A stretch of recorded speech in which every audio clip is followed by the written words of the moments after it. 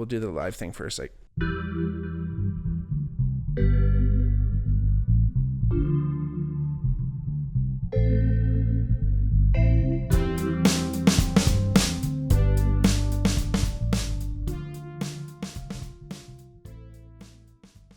hey everybody, welcome back to the Bigmark podcast. It's me, your host, Bigmark.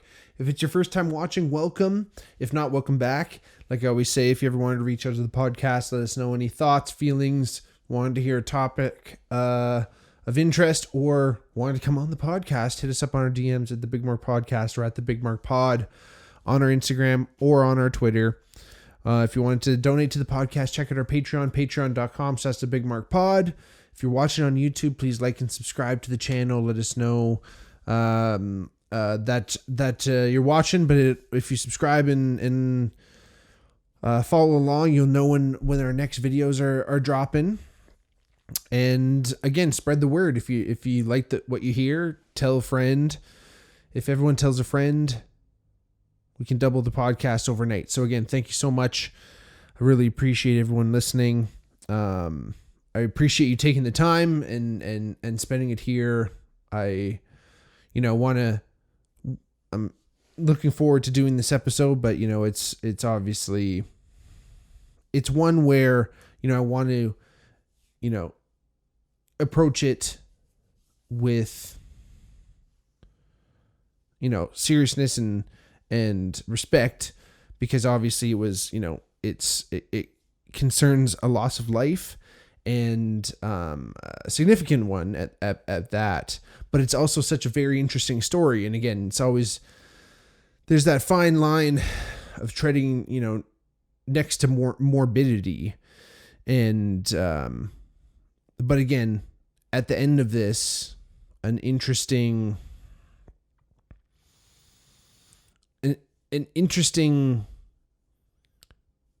thought exercise, I guess you could call it.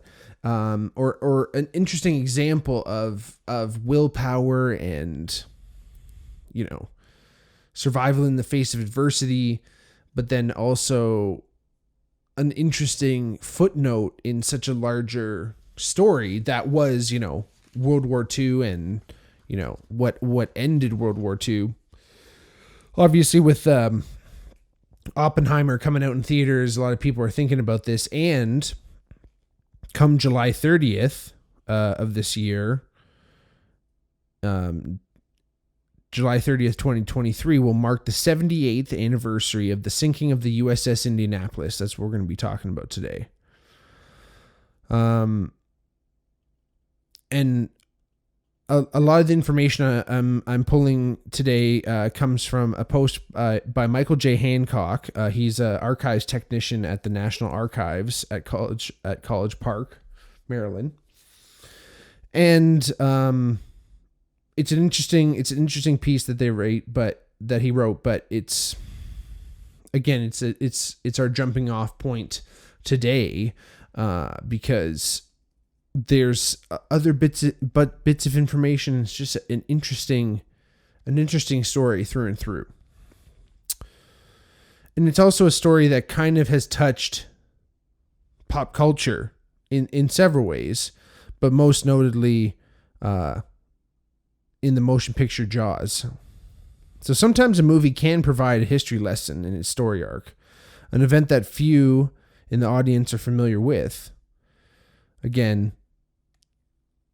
there's something interesting where movies, I think of some Coen Brothers movies, or even Dan Brown movies potentially, where just within the story itself, you are actually learning about history. I've always been really fascinated. I love historical fiction.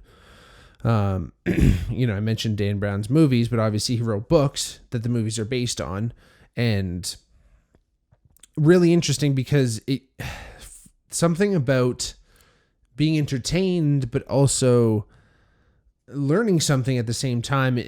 I feel like it kind of consolidates some of those memories a little bit better. It gives you a little bit more of an experience to also attach those memories to, which, knowing the way the human memory works, it does help when you have more senses and more experiences associated with those memories. For example, if you're in a new place and you smell and you have the sense of smell there, and the sense of, you're listening to the sounds, and you're seeing all the sights, and all your senses are being challenged kind of at once, you tend to link that memory, rather than being in a sterile room and you're only reading something off the paper, for instance, and you don't see any visual cues or nothing to help you along with that. Anyway, obviously, again, Jaws, we all know this movie, the summer blockbuster from 1975, all about a giant shark that came and terrorized a town in New York. And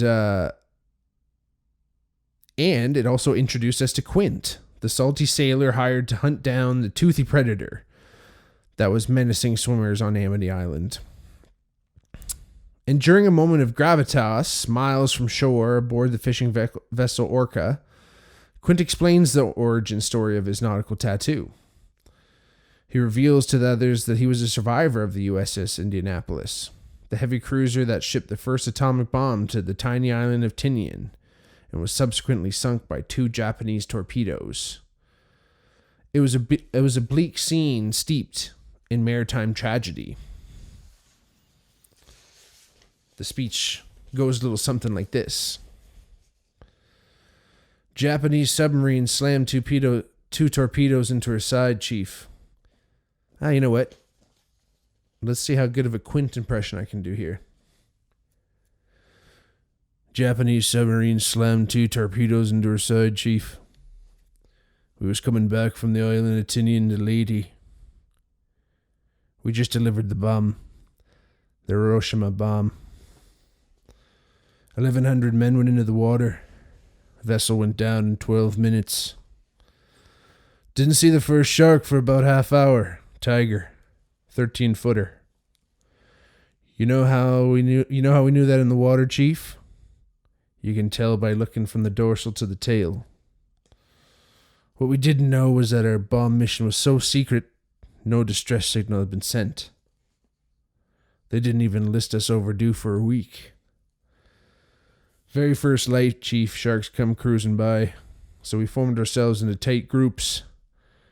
It was sort of like you see in the calendars, infantry squares in the old calendars, like the Battle of Waterloo, and the idea was that shark come to nearest man. That man, he starts a pounding and a hollering. Sometimes the shark, he'd go away, but sometimes he wouldn't go away.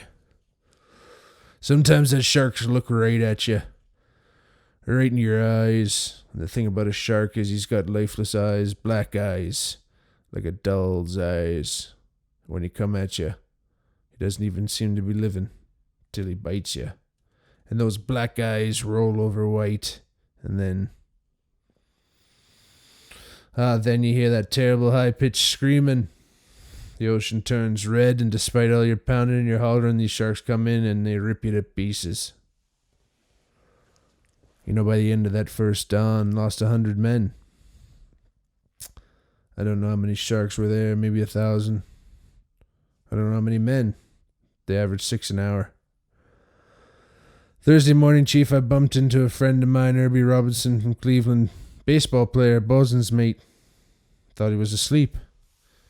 Reached over to wake him up, and he bobbed up and down in the water. It's kind of like a top. Upended. Well, he'd been bitten in half below the waist. At noon on the 5th day, a Lockheed Ventura swung in low, and he spotted us, a young pilot, a lot younger than Mr. Hooper here. Anyway, he spotted us a few hours later. A big old fat PBY come down and started to pick us up. That was the time I was most frightened, waiting for my turn. I never put on a life jacket again.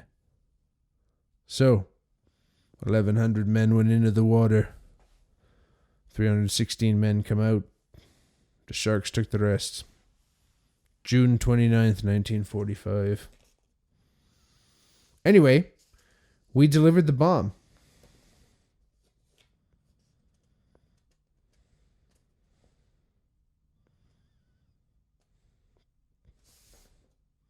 This is June 29th.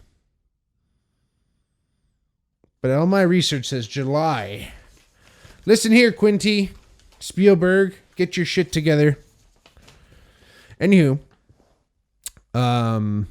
obviously, somewhat of a synopsis there, although eloquently put, and apparently that speech was done while the actors themselves were pretty wasted for the filming of that.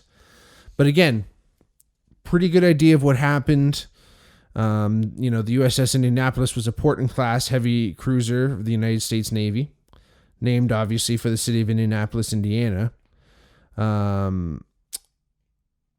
It was launched November 7th, 1931, and during World War II, it served as a flagship for Admiral Raymond Spruance in 1943 and 1944, while he commanded the 5th Fleet in battles across the Pacific. Portland-class heavy cruiser, there was 2 in the class. They're about 600 feet long and about 10,000 tons, if you can kind of try to picture that. I guess about the length of like 2 football fields. So, pretty fucking big ship. But obviously what distinguishes this ship from any other at the time was its objective. And in late July 1945, the USS Indianapolis had been on a special secret mission, delivering parts of the first atomic bomb to the Pacific island of Tinian, where the American B-29 bombers were based. So if you've ever seen the movie Pearl Harbor, they kind of, I guess, gloss over this little tidbit of the fucking story. But, the B-29 bombers that flew over and...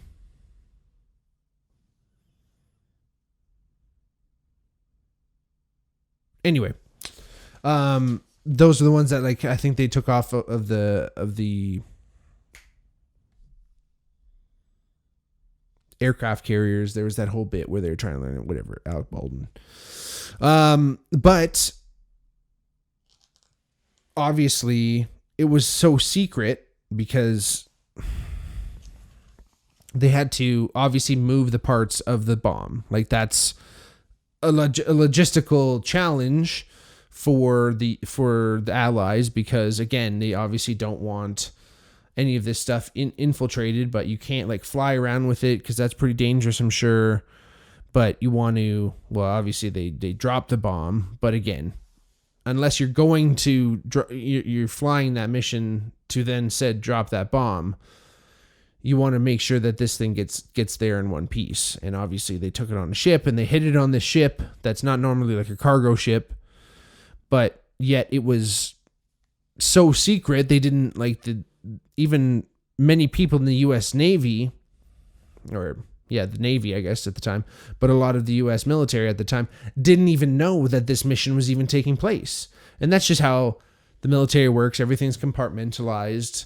It helps obviously keep things secret. I'm pretty sure the Japanese, when the Japanese Navy discovered the boat, they probably had no idea where it was out or what it was coming back from. Because again, it luckily had already dropped off the pieces of the bomb and it was on its way back. So that's when it actually got hit. But I mean, it could have got hit at any time, right? So, I guess it's a miracle that it made it there. But again, that's kind of one thing where, you don't really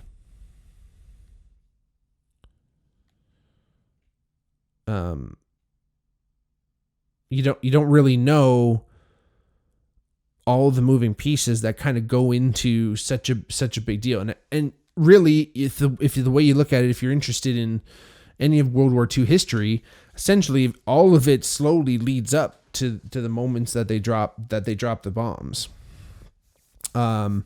So again, because no one knew that this mission was even underway when they were attacked and the boat was shot down, no one knew. No one knew that they were down. The distress signal didn't go out. Their telecommunications were immediately knocked out. And normally, with people that are informed that there's a mission taking place, if you didn't come back when the mission was proposed to be finished, if you didn't come back by then, they'd know to at least go look for you. But again, no one even knew that this was happening. So, like I said, on its way back from dropping off the pieces of the bomb on the night of July 30th, 1945, 2 weeks before the end of the war, while sailing from Guam to Leyte, the USS Indianapolis was torpedoed twice by a Japanese submarine, like I mentioned. The crew of 1,199 men ended up in the waters of the Pacific. And so apparently it was also like carrying back a bunch of men. So a lot of these guys hadn't even really been on this boat for a long time. They were basically on their way just to be transferred to a new place. Accounts of the disaster actually preserved in oral histories of the ones who survived. And one man, Captain Charles B. McVeigh, who commanded the ship, remembers it this way. This is his quote. On Sunday night, the 29th of July, approximately 5 minutes after midnight, I was thrown from my emergency cabin bunk on the bridge by a very violent explosion, followed shortly thereafter by another explosion. I went to the bridge and noticed in my emergency cabin and chart house that there was quite a bit of acrid white smoke. I couldn't see anything. I asked the officer of the deck, senior officer on duty, if he had any reports. He said, "No, sir, I've lost all communications." And within another 2 or 3 minutes, the executive officer, second in command on the ship, came up and said, "We are definitely going down, and I suggest that we abandon ship." Again, the first torpedo struck just after midnight, and the second torpedo fired from the Japanese submarine almost tore the ship in two. As fires raged below, the vessel began to list to one side. Then the order came to abandon ship. Approximately 900 sailors, survivors of the initial torpedo attack, were left drifting in groups in the expanse of the Pacific Ocean, in the middle of the fucking Pacific Ocean, essentially. And beneath them, a far more sinister danger was lurking.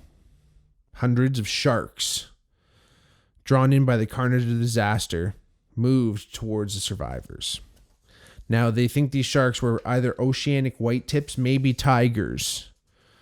But, again, with all this action and explosions and fucking madness happening, and people, there's obviously quite a few.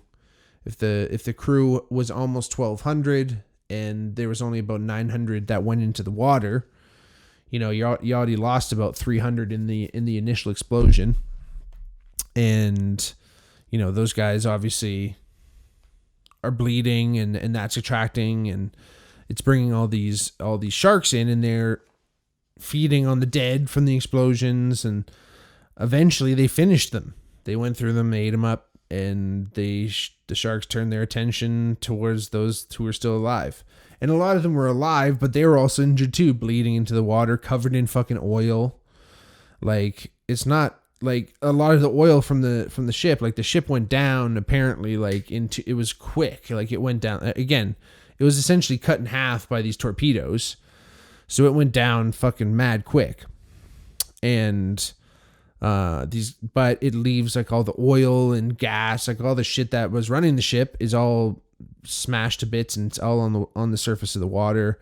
These guys are all in it. They had some of them had life jackets on, some of them there was some rafts, I think, potentially, but again, because the ship went down so fast, and apparently there was a delay in McVeigh ordering an abandoned ship, but again, it happened so quick. Like there wasn't a lot of time to do anything.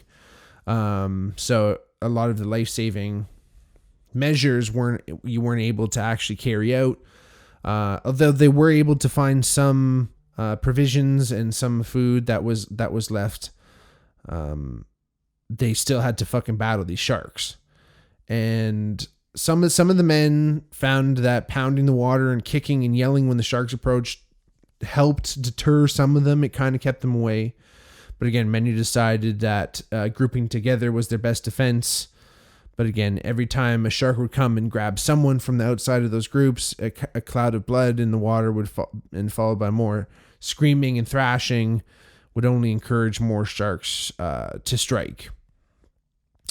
Now, again, obviously, they were in the water for about 4 days, I believe. When did they actually? On the 4th day is when they were actually found. So you're just floating out there, man. Like, even if you have a fucking life jacket, like, it's gonna be waterlogged. Like, this is old school shit. It's like fucking basically just like sponges in canvas, and once they get waterlogged, it basically becomes like starts weighing you down at a certain point. So apparently the men started figuring out ways to dry some of the other life jackets on. And again, guys, like, they're watching their buddies get fucking eaten, dragged down, for good, essentially, by these sharks. They had to fight them. But again, because they're out there, they're getting exposed. In the day, it's getting crazy hot. And in the nighttime, it goes down to like almost, not sub-zero, but it goes down to like hypothermic conditions. So you're going through these wild swings. You're obviously in the baking sun. Like, you're in the middle of the fucking ocean. You're there's no cover. So there's some boys out there. There's probably some fucking poor Irish American soldiers out there just getting fucking cooked. But you're floating in water too. So, when you're in the bath too long and your fingers get all wrinkly, that's an acute form of what's called disquamination. Essentially, it's just like your skin is getting so fucking waterlogged, it's starting to actually kind of like peel apart from its subcutaneous layers. So men were experiencing this to the extreme, and literally, you're in the middle of the ocean, you're experiencing these big swells and waves and stuff. And what happened would be some of these men, even especially the dead men too, but like because again, you're floating around, you can't like push them away. They don't float away with you. You're all caught in the same kind of current together. So these dead guys with their skin falling off would just wash over all these fucking other men, and some of their skin would peel off, and like, fucking nasty. Again, hypothermia, dehydration.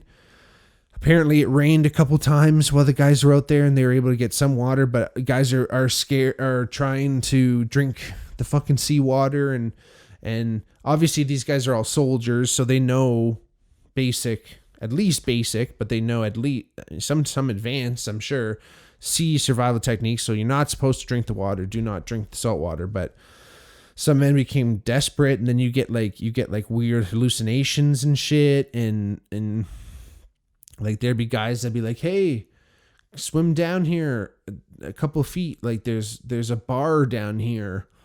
We're serving drinks. Like, come on down. Like, full hallucination, tripping balls, done ski. They'd swim down, never fucking come back. Trippy. Obviously, the oil exposure was awful and making people sick. They had hypernatremia, again, excess sodium from just being in the salt water and absorbing that. And obviously, some men still, I'm sure, trying to battle injuries from the initial explosion. Finally, after days with no drinking water and people tripping balls, the survivors were finally spotted by a U.S. Navy plane. Apparently, he had seen the light reflecting off the oil, not only covering the men but all over the water. And they weren't really sure when they first saw this. They're thinking, is this some kind of Japanese trap? They had no idea that anyone was even supposed to be out there. So when they did finally find someone, they're wondering who it is, right? But eventually they discovered that they were U.S. soldiers, and shortly after 11 a.m. on the 4th day, the survivors were seen by Lieutenant Wilbur C. Gwynn flying his PV-1 Ventura bomber on the routine anti-submarine patrol. He radioed his base at Peleliu and sent out the alert that there are many men in the water. Soon after, a PBY seaplane under the command of Lieutenant R. Adrian Marks took off to provide assistance and report on their status. En route to the scene, Marks flew over the destroyer USS Cecil Doyle and alerted her captain of the emergency. The captain of the Doyle, on his own authority, decided to reroute to the scene.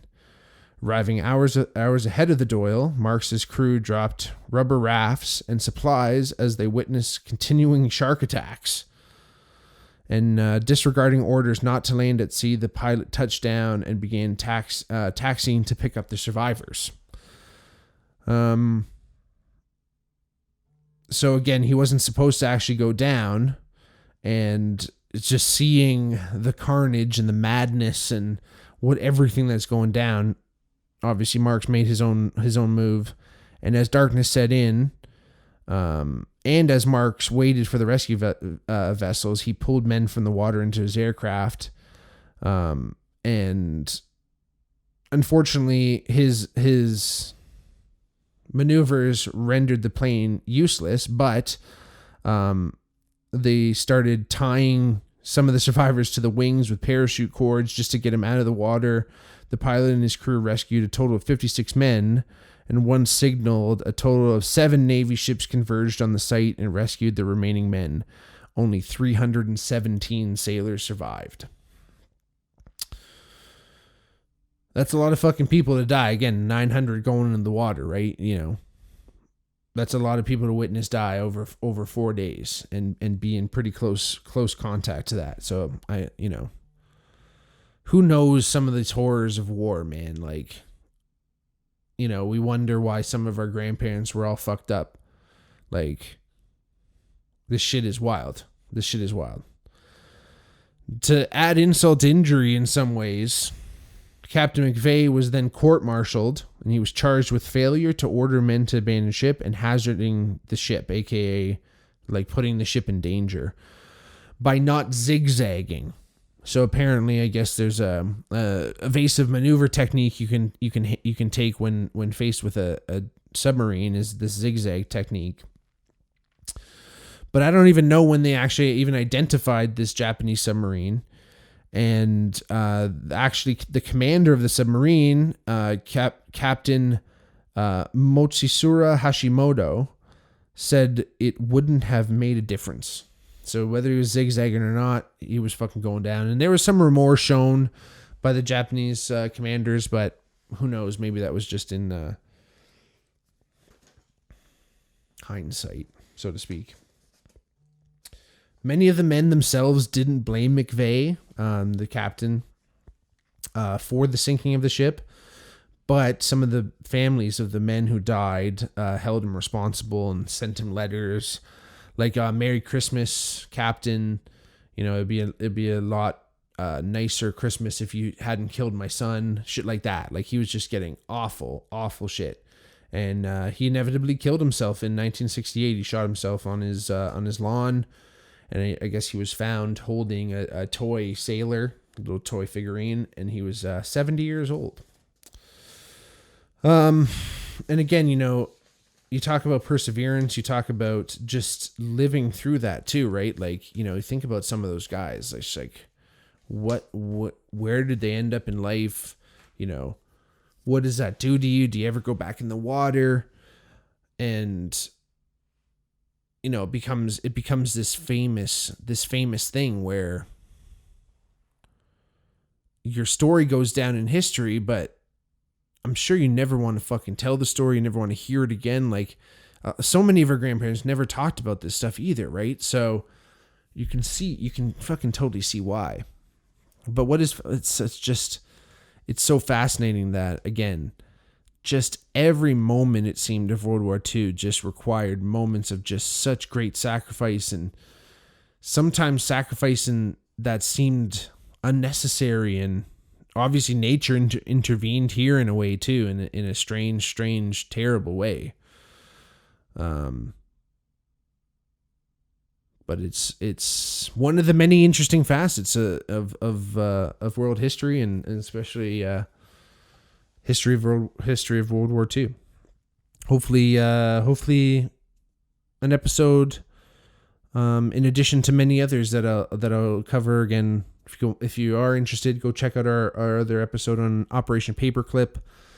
And just in general, I love this type of history and want to talk about it more. So again, if you like what you hear, please rate the podcast. Please tell your friends. Thank you for watching. Thank you for listening.